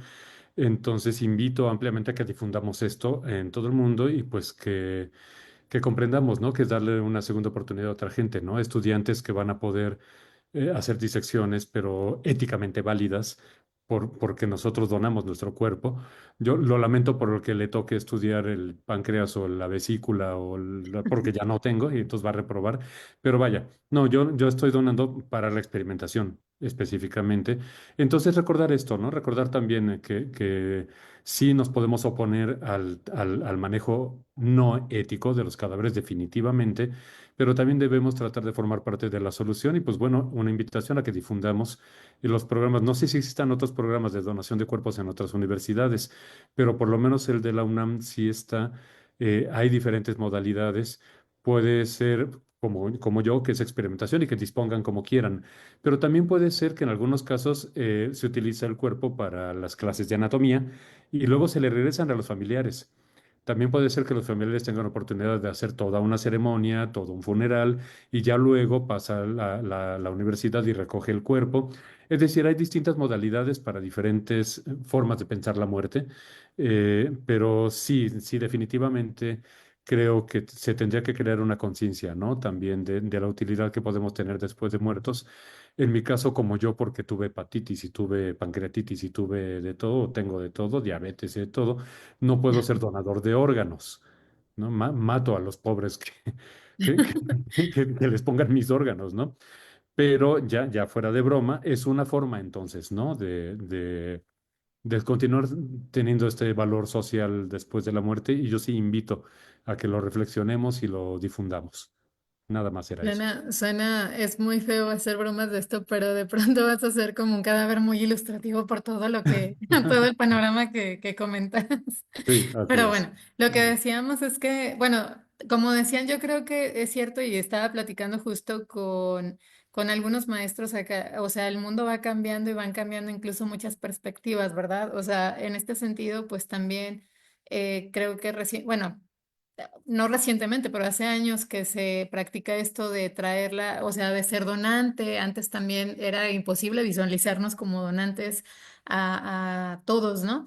Quizá eso en la legislación y en la práctica, como dice Lourdes, o sea, existen leyes que regulan cierto tratamiento de algunas, pues bueno, del cuerpo en general, pero en la práctica, obviamente, pues muchas cosas no suceden, ¿no? Vemos que en unos lugares se respetan, en otros bajita la mano, pues se respeta mientras unos ven, pero por debajo del agua estás trabajando con, o sea, consigues a lo mejor que te donen cuerpos, qué sé yo, pero de alguna manera, esto yo creo, y va a lo mismo que hace ratito comentaban, o sea, en México existen un montón de leyes en muchos sentidos de protocolos para actuación, protocolos para cómo bueno, manejo de los cuerpos, de los contextos, de mil cosas. Y como decía Lourdes, bueno, de pronto no, pese a eso, no existe una homologación de las cosas porque cada estado, cada instancia actúa a como se puede, ¿no? Incluso me hace pensar otra vez en la historia de cómo México así ha actuado en el sentido de que desde España llegaban las leyes y decían, cúmplase, más no se acate, algo así, ¿no? O sea, se daba una orden, pero realmente era hasta donde se pueda, o sea, hasta donde la puedan aplicar, siempre y cuando sea funcional, ¿no? Y así hemos venido actuando y creo que eso es lo que ha fallado. Por ejemplo, vemos que la ley de México tiene muchas cosas que son muy buenas, pero en la aplicación nos limita, ¿no? O sea, de pronto vemos, por ejemplo, lo que mencionaba Lourdes, de pronto hay fiscalías que, bueno, está la Fiscalía General, pero hay fiscalías en cada estado que deberían compartir información con esta gran fiscalía y aún así no sucede, ¿no? O sea, hay información que solamente es para el estado y que para nada pueden consultar los demás peritos y de pronto limita las investigaciones a ciertas zonas y de pronto pues pareciera cada quien estar luchando en una isla cuando somos un país con el mismo problema básicamente pues de gente, como bien decía pues Lourdes, esta palabra no desaparecido, gente ausente, ¿no? Gente que está ahí, pero que de pronto no la podemos observar, ni medir, ni cuantificar porque una instancia no maneja la información como debe ser, pese a que hay estándares, hay protocolos, se han establecido como líneas de trabajo que regulan ciertas intervenciones, entre comillas, pero que no todos las aplican de forma igual. Entonces, quizá lo que yo creo es que desde adentro de las instituciones, los que trabajamos dentro de las instituciones, pues es como labor nuestro estar como si aplicando los protocolos, ¿no? O sea, no dejar todo al Estado, no dejar todo ahora sí que a pues al otro, sino más bien lo que me toca a mí, hacerlo correctamente, tratar pues de aplicar o sea, pues lo que sé funciona y en ese sentido, pues incluso, bueno, por ejemplo, traspolar nuestro conocimiento a los que vienen detrás, ¿no? Como estudiantes, o sea, hablar sobre esto del derecho de los cuerpos, pese a que ya estén muertos, ¿no? Porque de pronto se restringe mucho eso. Perdón. Bueno, aquí Alejandro, no sé por qué no abrió el micrófono, pero dice, en todo caso, no debemos decir que está desaparecida, sino que fue desaparecida. Ajá, quizá, pero incluso eso parecía hasta sonar como magia, ¿no? Como decían, o sea, como si de pronto alguien pudiera ya no tener, o sea, no estar, o sea, de pronto perder toda la esencia de sí, ¿no? Parecía como eso imposible, pero bueno. Voy a leer una pregunta que nos habían hecho desde el inicio, que está en el Facebook, y creo que es importante, bueno, y igual para ir cerrando. Decía, Caballe Polka, dice, ¿es que las Fuerzas Armadas respetan esos convenios del DIH? O sea, los que establecías al comienzo, ¿y cuál es la respuesta en caso de encontrar violaciones de las convenciones? Sí, sí, bueno, sí entiendes la pregunta como en base al contexto que iniciaste, ¿verdad? Ujú. Sí, cómo no. Bueno, por eso al principio, digamos en la primera slide hablamos de los principios del CICR que se traducen en las acciones del CICR y uno de ellos, la neutralidad y la imparcialidad la confidencialidad, que son principios y que a mí me parecen principios muy, muy bonitos, muy hermosos, y dan como la base a las acciones, y las acciones que el Comité Internacional implementa en cada país donde actúa se basan en el diálogo con las partes. En casos de conflictos, con las partes del conflicto, entonces se mantiene un diálogo regular y confidencial respecto a temas de interés humanitario o preocupaciones sobre violaciones al derecho internacional humanitario o sobre temas de protección a población que no participa en los conflictos como población civil o que ya no participa como prisioneros de guerra, ¿verdad?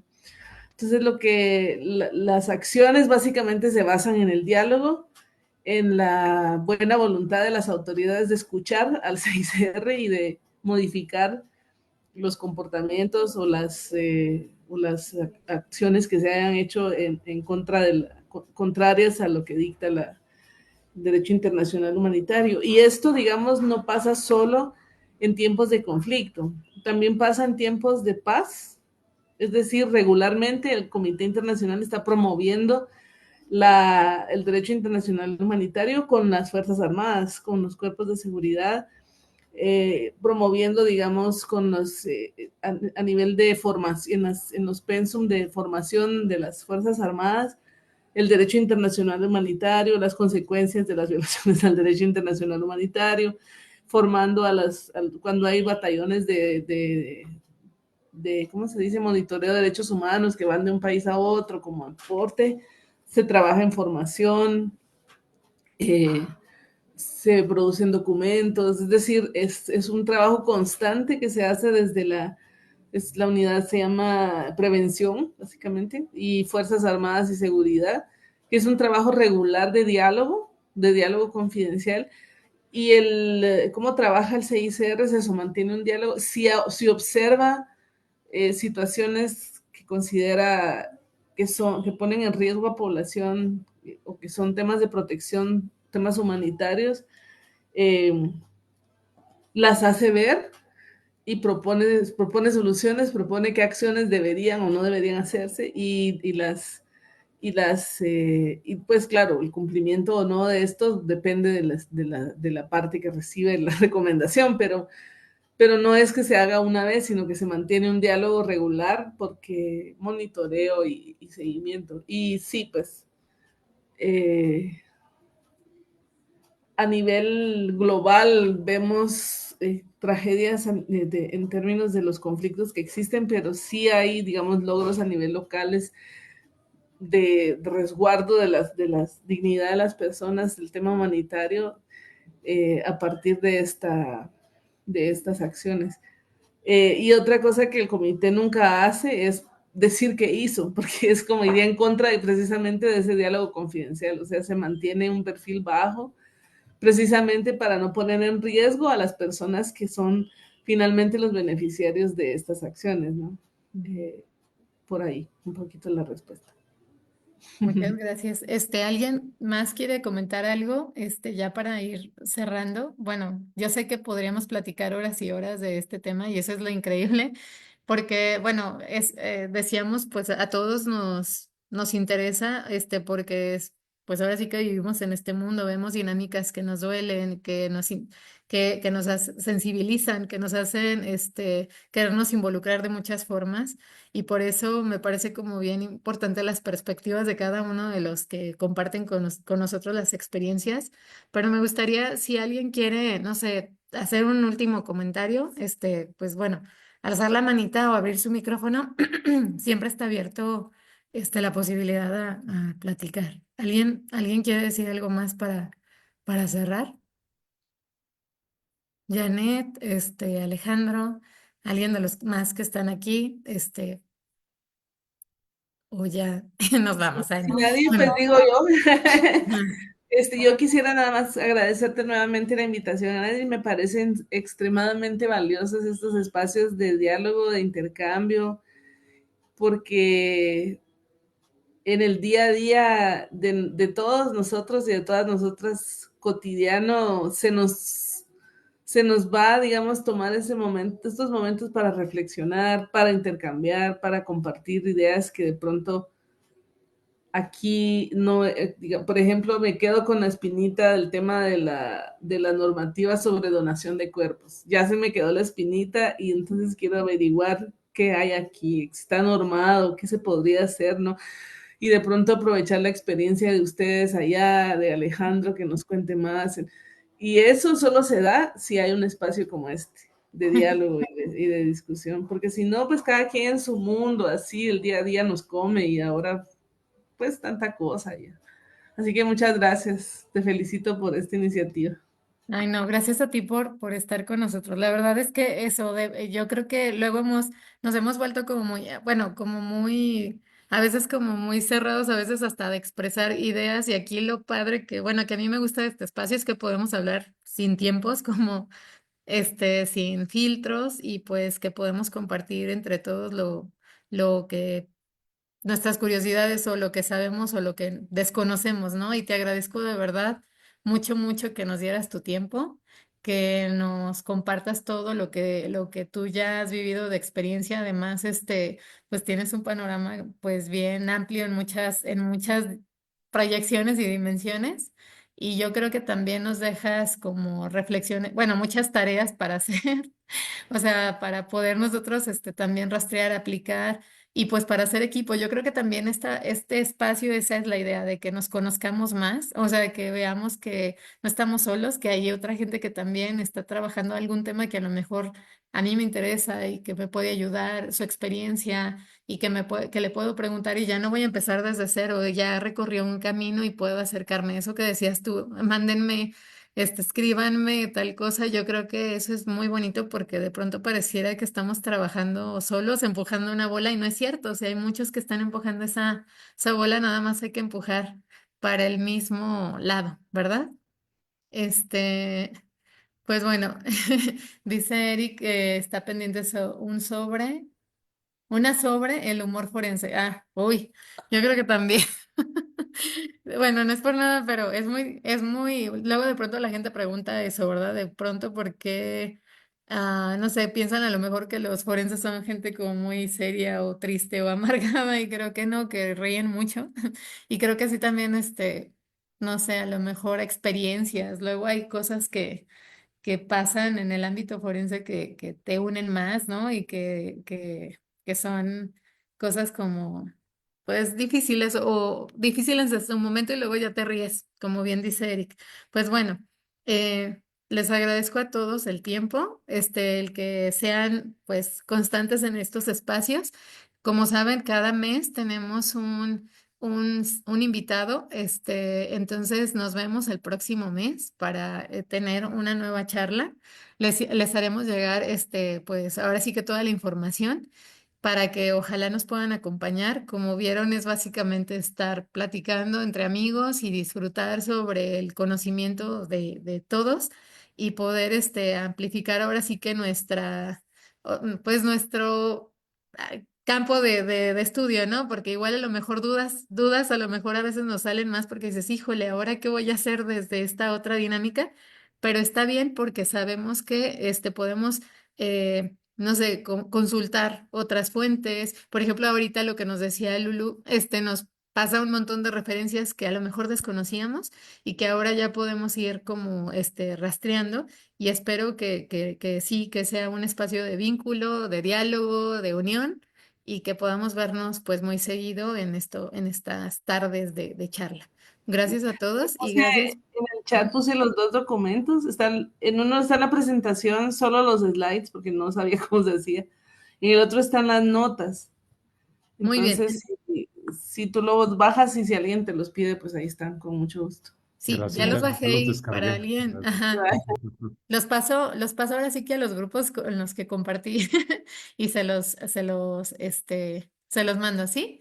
Y bueno, aquí les decía bueno, aquí hay de todo, ¿eh? Hay estudiantes, hay gente profesional, y hay una estudiante nuestra que me gustaría leer el comentario que dice.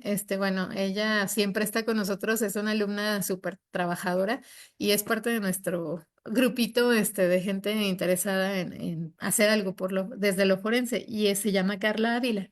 Ella dice, muchas gracias, excelente ponencia. Y dice, bueno, como estudiante me abre un enorme panorama y mucho que reflexionar. Y bueno, dice, ¿podría proporcionarnos un medio de contacto? Bueno, tú ya habías dado tu correo, pero igual, no sé si quieres compartirlo en el chat para los demás, para la gente que no pudo anotarlo, o si quieres, bueno, ajá, ya lo puso. Entonces ya puso su correo Lulu por el chat para quien quiera ponerse en contacto y pues ojalá que puedan hacer pues grupos de trabajo y cosas muy buenas, ¿sí? Y pues bueno, buenas tardes, gracias a todos y nos vemos el próximo mes, ¿sí? Bueno, ya no está, es mayo, ya mañana es mayo, pero a finales de... O sea, nos vemos